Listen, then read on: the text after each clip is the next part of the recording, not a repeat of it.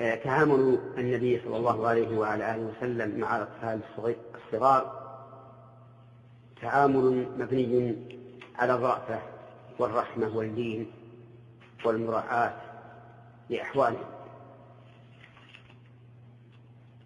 ولنضرب ذلك مثلا بقصة الحسن حين جاءه النبي صلى الله عليه وعلى آله وسلم مساجد يصلي بالناس فارتحله، أي ركب على ظهره، فأطال النبي صلى الله عليه وسلم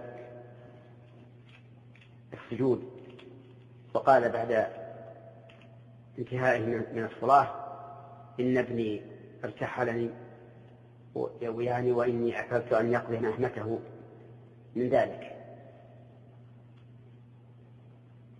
والمثال الثاني: كان صلى الله عليه وعلى آله وسلم يصلي بالناس وهو حامل أمامة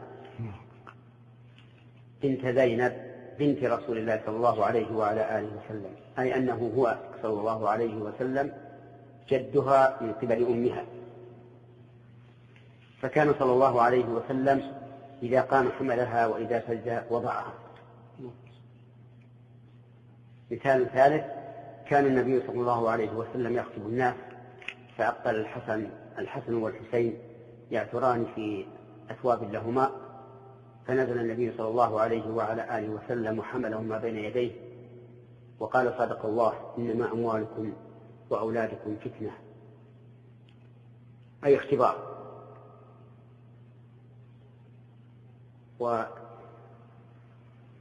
ورآه الأقرع بن حابس يقبل صبيا، فقال له الأقرع: إن لي 10 من الولد لم أقبلهم، أو كما قال. فقال النبي صلى الله عليه وسلم: الراحمون يرحمهم الرحمن، وقال: ارحموا من في الأرض يرحمكم من في السماء.